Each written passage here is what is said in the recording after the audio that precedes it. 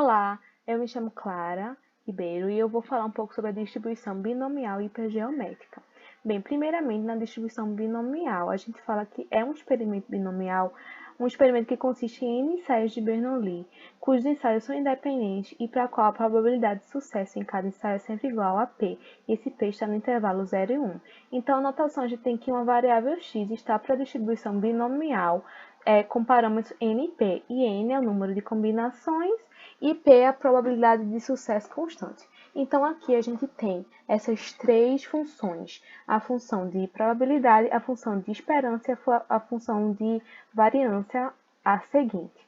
Então, aqui a gente tem um gráfico da função probabilidade da distribuição binomial quando n igual a 3 e p igual a 1 sobre 2. Observe ele. E agora vamos para a questão.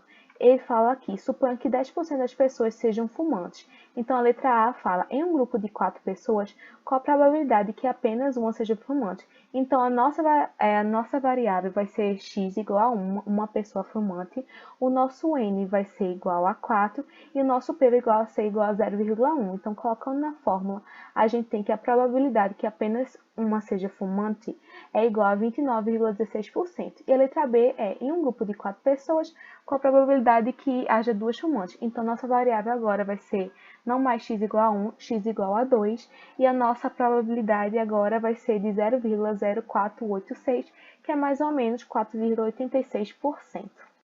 Olá, agora eu vou falar um pouco sobre a distribuição hipergeométrica. Então, uma variável aleatória x tem a distribuição hipergeométrica com parâmetros n, r e n quando esta representa um número de sucessos dentro de uma amostra de tamanho n, extraída sem reposição de uma população de tamanho nzão, formada por r sucessos e nzão r fracassos. Então, essa nossa variável x está em uma distribuição hipergeométrica de parâmetros nzão, r e nzinho. E nzão é o tamanho da população, r é o número de estados de sucesso na população e nzinho é o número de retiradas. Então, aqui a gente tem a função de probabilidade, a de esperança e de variância da distribuição hipergeométrica.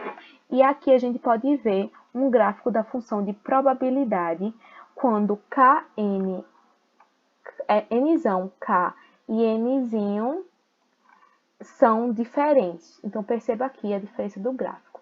Então, vamos para a questão. Um eletricista comprou uma caixa com 10 lâmpadas, as quais são muito frágeis e, de acordo com o fabricante, 20% delas estão queimadas. Um eletricista seleciona 4 lâmpadas ao acaso, sem reposição, para instalá-las em uma loja comercial, com a probabilidade de que não haja lâmpadas queimadas. Então, nossa variável x agora vai ser igual a 0, e a gente vai colocar na forma. Então, combinação de 2 escolhe 0, vezes combinação de 8 escolhe 4, sobre combinação de 10 escolhe 4 é igual a 0,333 ou 33,33%. E agora, no mínimo, uma lâmpada esteja queimada. Então, P vai ser x maior ou igual a 1, que isso é a mesma coisa que 1 menos a probabilidade de x menor que 1. E isso só acontece quando a probabilidade é x igual a 0. Então, a gente pega 1 menos 0,333, que já foi calculado, isso nos vai dar 66,67%. Olá, eu, Gabriela, vou falar um pouquinho sobre a distribuição uniforme, que por definição é a variável aleatória cujos valores no intervalo AB recebem a mesma chance de ocorrer. Essa variável ela pode tanto ser discreta quanto contínua. Ela vai ser discreta quando o intervalo AB é finito ou enumerável e vai ser contínua quando esse intervalo é não enumerável. Em relação à distribuição uniforme discreta, ela tem função de probabilidade, que vai ser definida por 1 sobre o número de elementos, e a variância e as esperanças são dados por essas fórmulas. E a gente pode também definir um parâmetro k, onde a probabilidade de x ocorrer com relação a k é 1 sobre k. Aqui a gente tem o exemplo de um gráfico, onde A vai ser 1 e B vai ser 6, e a gente percebe que todos os elementos têm a mesma chance de ocorrer. A notação para a distribuição discreta e para a contínua é a mesma, que é essa aqui. E agora falando um pouquinho sobre a distribuição uniforme contínua, a gente tem, ao invés de função de probabilidade, a função densidade, que vai ser definida por 1 sobre B menos A, onde a variável está entre A e B são os parâmetros máximo e mínimo. E aqui a gente tem um exemplo de um gráfico com relação a essa distribuição. A variância e a esperança são dadas por essas fórmulas, e essa distribuição ela pode também ser cumulativa. E essa é a fórmula da distribuição cumulativa e o seu gráfico respectivo. Como exemplo, a gente pode ver essa questão que diz o seguinte: a carga horária do curso para um estudante de licenciatura plena em matemática na rural tem distribuição uniforme contínua no intervalo 2.925 a 3.000. E no primeiro quesito ele pergunta qual a variância das horas totais. A gente aplica a fórmula que a gente tinha anteriormente e recebe como resultado 468,75. Em relação à proporção dos estudantes que se formaram com menos de 2.950 horas, a gente aplica a fórmula da distribuição acumulada que a gente viu anteriormente e recebe como resultado 0,33. Agora vamos ver um pouquinho sobre a distribuição exponencial, que é uma distribuição contínua que serve para analisar tempos de duração de um determinado experimento. Essa distribuição ela tem uma função de densidade definida como lambda vezes e elevado a menos lambda x, onde esse x é estritamente positivo, e como variância e esperança essas fórmulas, a gente pode definir o parâmetro como sendo lambda, e essa é a notação dessa distribuição exponencial. Aqui a gente vê um exemplo de um gráfico, e essa distribuição, assim como a distribuição uniforme, ela também tem a função cumulativa, que é dada por essa fórmula, e aqui é o gráfico da função cumulativa. Como exemplo, a gente tem essa questão aqui que diz o seguinte: a duração do tempo para responder os exercícios da disciplina de estatística tem distribuição exponencial com tempo médio de 5 minutos. Determine o valor do parâmetro lambda. Para isso, a gente aplica a fórmula do valor esperado, faz algumas manipulações algébricas e chega no resultado 0,200. Em relação à probabilidade de um atendimento durar menos de 1 minuto, a gente vai usar a fórmula da distribuição em f de 1 e vai chegar ao resultado 0,181. Bom, pessoal, meu nome é Vitor, indo à apresentação da distribuição binomial negativa. Essa distribuição ela é uma distribuição de variável aleatória discreta, assim como algumas outras. Ela indica o número de tentativas necessárias para obter aqui K ou X, seria o número de sucessos de igual probabilidade, ao fim de N experimentos ou tentativas, sendo a última tentativa um sucesso.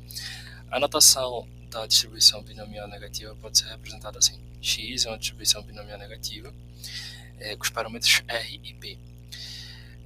Explicitando esses parâmetros, o R seria o número ordinal de sucessos desejados, o P seria a constante de probabilidade de sucessos.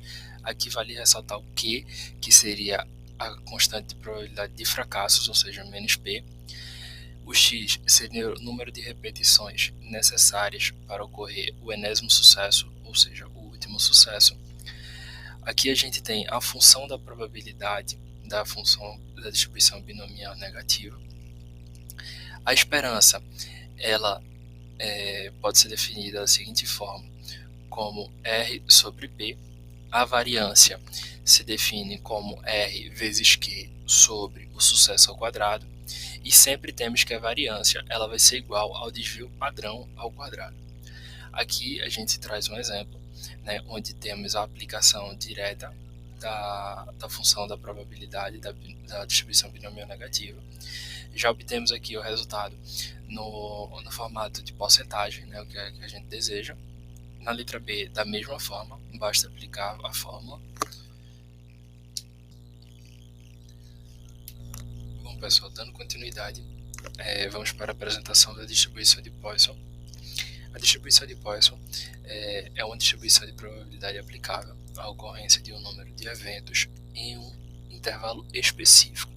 Vale ressaltar que a probabilidade do evento ocorrer deve ser a mesma em cada intervalo e que o número de ocorrências de um intervalo deve ser independente do número de ocorrências em outro intervalo diferente.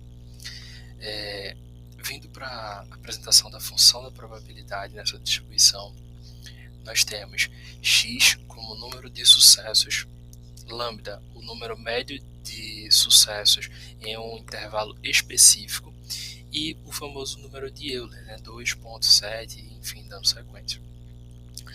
A gente tem aqui a apresentação de um gráfico, onde nós temos a distribuição de Poisson para vários valores de lambda.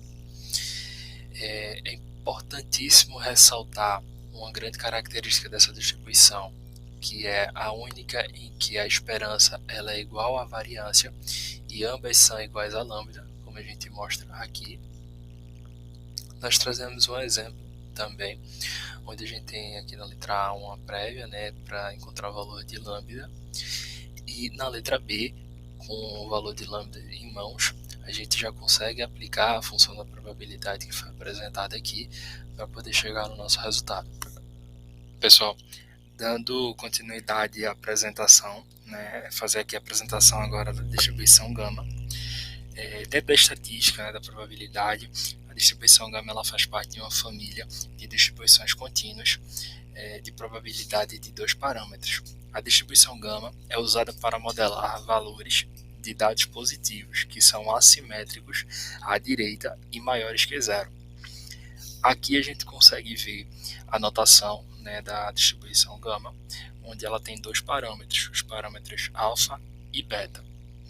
Esses parâmetros eles têm que ser maior do que zero, né? Ou seja, alfa e beta tem que ser maior do que zero.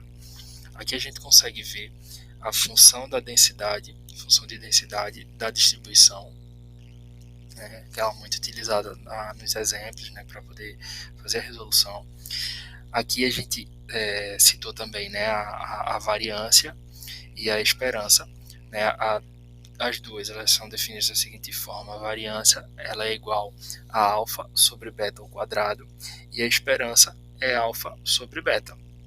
Aqui a gente traz de exemplo, né, um gráfico da função aqui apresentada e um exemplo prático, né? Ele diz aqui, ó, se o feedback negativo na semana dos usuários for modelado na distribuição gama, ou seja, se a gente utilizar a distribuição gama nesse exemplo, com parâmetros alfa sendo 2 e beta sendo 4, a gente vai cair nesses dois itens aqui, né, o item A e B. Após o feedback negativo de 12 semanas, após a reestruturação da qualidade, a partir dessa informação, a reestruturação pode melhorar o desempenho. Aqui a gente usa as fórmulas, né, que a gente definiu aqui, né, as definições, na verdade, da variância e da esperança, né, basicamente é a aplicação de fórmula aqui. E no item B, ele faz outra pergunta, né, foram realizadas mudanças que envolveram um aumento nas condições de controle de qualidade. Depois dessas mudanças, a primeira reclamação do cliente ocorreu depois de 20 meses. O aumento no controle de qualidade parece ter surtido efeito. Aqui a gente usa a fórmula, a função da densidade, né, para poder finalizar aqui esse exercício. Um pouco sobre a distribuição normal. Primeiramente, a distribuição normal é uma distribuição de probabilidade absolutamente contínua, parametrizada pela sua esperança matemática e desvio padrão. Então, temos a notação que a variável x está para a distribuição normal, com os parâmetros de sua média e sua variância. Então, aqui a gente tem a função densidade, a função da esperança e a função da variância. E a esperança é a mesma coisa que a média e a variância é a mesma coisa que a sua própria variância. Então, o gráfico de densidade está aqui um exemplo com a sua média e a sua variância mudando de valores. E vamos para a questão. O tempo gasto no exame vestibular de uma universidade tem distribuição normal, com a média de 120 minutos e desvio padrão de 50 minutos. Letra A. Sorteando um aluno ao caso, qual é a probabilidade que ele termine o exame antes de 100 minutos? Então, a gente tem que saber qual é a probabilidade que x for menor que 100, porque é 100 minutos. Então, colocando na fórmula, a gente tem que a probabilidade é 1 menos a de 1,33, que é a mesma coisa que 0,0918. Então, a letra B, vamos lá. Qual deve ser o tempo de prova de modo a permitir que 95% dos vestibulandos terminem no prazo estipulado? Então, vamos lá. A gente tem que ver qual vai ser o tempo de prova, e a gente coloca essa probabilidade igual a 0,95, que é 95%. E colocando na fórmula, a gente chega que x igual a 144,6 minutos.